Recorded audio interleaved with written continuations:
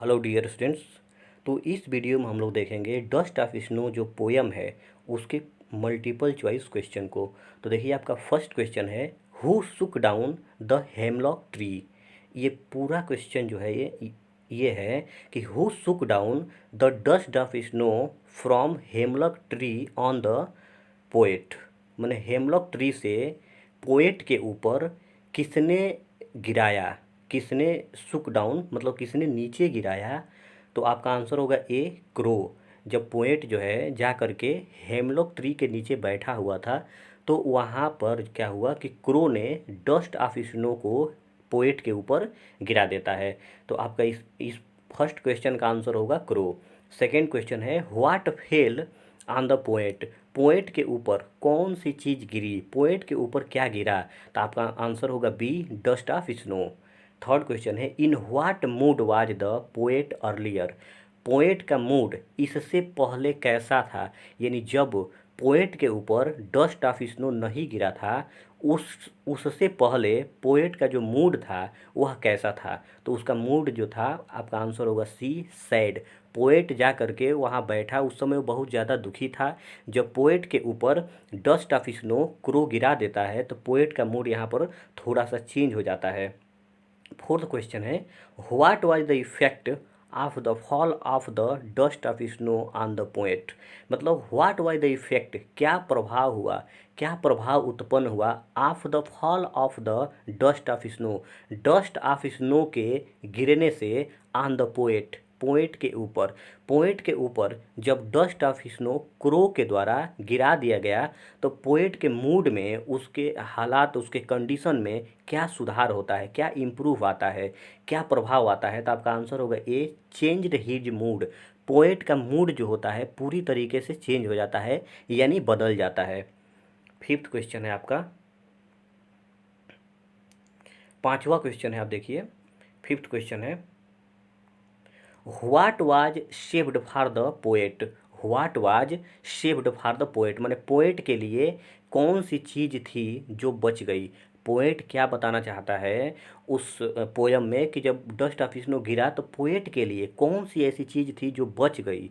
तो आपका आंसर होगा D, some part of the day. दिन का कुछ हिस्सा जो है पोएट ने बचा लिया। यानी हो सकता है कि पोएट का मूड काफ़ी ख़राब था, वो कुछ भी करने के मूड में न था उस दिन, लेकिन जब डस्ट ऑफ स्नो पोएट के ऊपर गिरा तो उसका मूड चेंज हुआ और यह पोयम जो है उसी की देन है। हम यह पोयम जो है पोएट ने लिख दिया। सिक्स नंबर क्वेश्चन है, द पोएट सेज। पोएट कहते हैं ऑफ अ डे, एक पूरे दिन का, I had rued. What is the meaning of रीव्ड।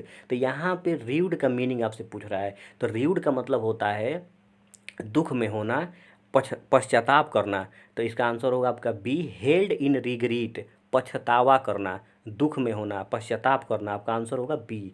Seven number question है, what is the rhyme scheme of the poem. इस पोएम का राइम स्कीम क्या है। तो स्टूडेंट्स इस वीडियो में हम लोग तो ये क्वेश्चन आंसर इसको तो हम लोग देख लेते हैं, लेकिन राइम स्कीम नेक्स्ट वीडियो में मैं राइम स्कीम और पोएटिक जो डिवाइसेस हैं, एलिट्रेशन क्या होता है, पर्सोनिफिकेशन क्या होता है, इसके लिए एक मैं सेपरेट वीडियो बनाऊंगा जिसमें राइम स्कीम को मैं काफ़ी क्लियरली बता दूंगा कि ये कैसे लिखा जाता है। तो इसके लिए आपका आंसर होगा B, A B C D C D, B वाला आंसर होगा। 8 नंबर क्वेश्चन है, name the poetic device used in the line. आप उस पोएटिक डिवाइस का नाम बताइए जो कि आगे दी गई लाइन में लिखी गई है। आगे क्या दिया गया है, एंड सेव्ड सम पार्ट, और बचा लिया कुछ हिस्सा। तो इसमें है आपका आंसर ए, एलिट्रेशन। एलिट्रेशन आप अभी देख लीजिए, एलिट्रेशन होता क्या है। जब हम दो वर्ड को एक पास में लिखते हैं और दोनों वर्ड का फर्स्ट लेटर कॉन्सोनेंट से स्टार्ट होता है, सेम कॉन्सोनेंट होता है, तो वहाँ पर हम कहते हैं कि एलिट्रेशन का प्रयोग हुआ है।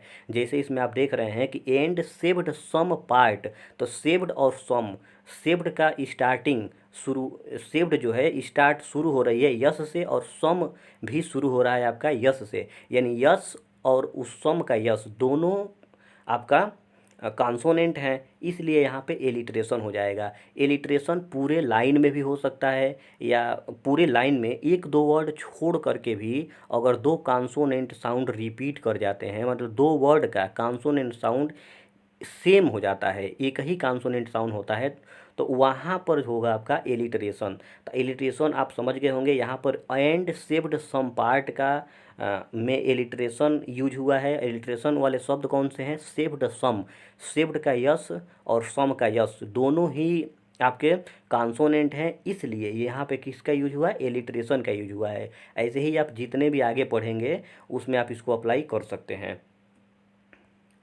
नेक्स्ट देखिए आप 9 नंबर क्वेश्चन आपका है, what does dust of snow represent. इसमें कह रहा है कि डस्ट ऑफ स्नो जो है क्या रिप्रेजेंट करता है, क्या बताता है?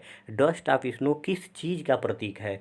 तो आपका आंसर होगा ए, हीलिंग पावर ऑफ नेचर, माने प्राकृतिक हीलिंग पावर, माने प्रकृति के द्वारा, मतलब किसी भी दुख को, किसी भी घाव को भरने की क्षमता होती है। तो यहाँ पे healing power of nature, dust of snow को यहाँ पे poet healing power of nature के रूप में वह देखते हैं कि प्रकृति के अंदर किसी भी दुख और घाव को भरने की क्षमता होती है। जैसे आप होता क्या है कि कभी हमें चोट लगती है या किसी प्रकार का हमें दुख होता है, तो जैसे जैसे समय बीतता चला जाता है हमारे चोट का जो प्रभाव है, जो घाव होता है, धीरे धीरे भरता चला जाता है।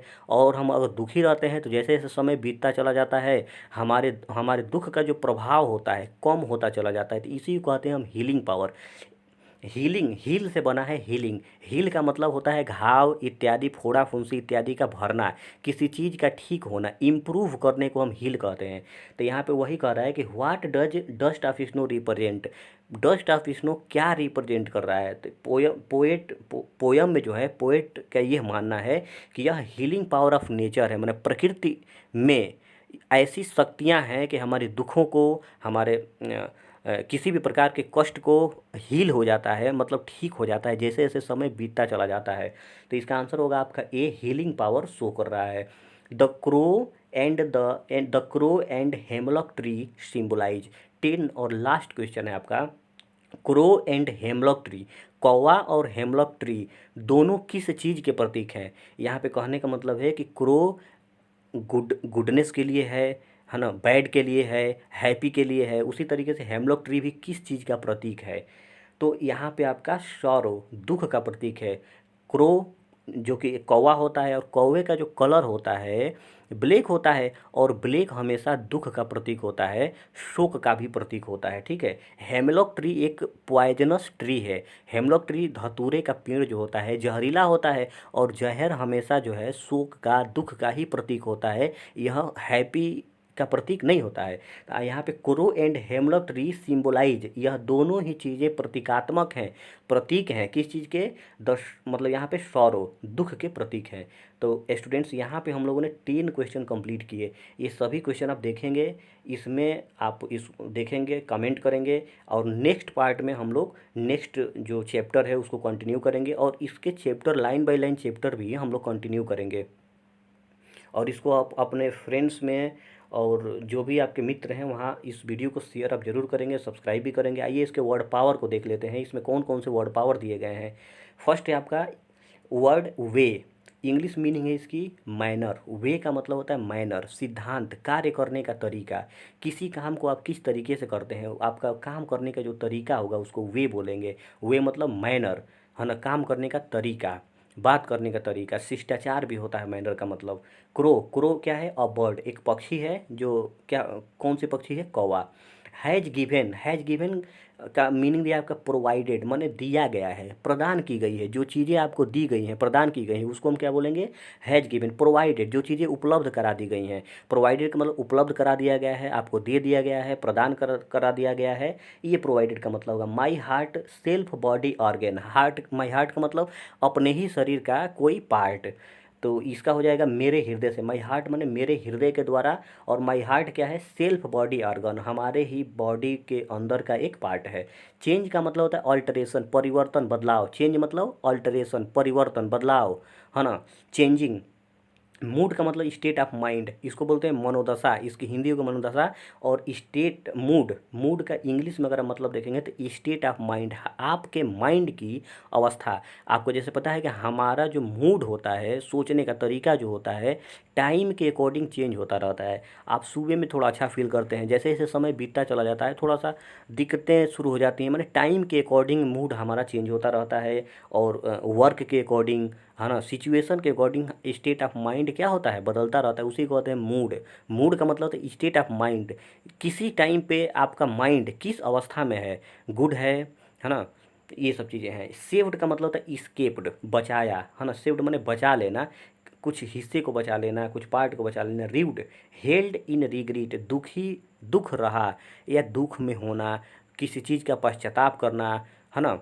और आपको किसी प्रकार की दुख है उसके बारे में सोचते रहना, तो यहाँ पे रिव्ड हो जाता है। रिव्ड का मतलब हेल्ड इन रिग्रेट, पश्चाताप करना, दुखी रहना। तो स्टूडेंट्स यहाँ पे हम लोगों ने इसके वर्ड पावर को भी कंप्लीट कर लिया। ऊपर आपके क्वेश्चन आंसर दे दिए गए हैं, इससे और भी जो क्वेश्चन क्रिएट हो सकते हैं, I will create that and after then I will make video another, है ना, part 2 video I will upload, है ना।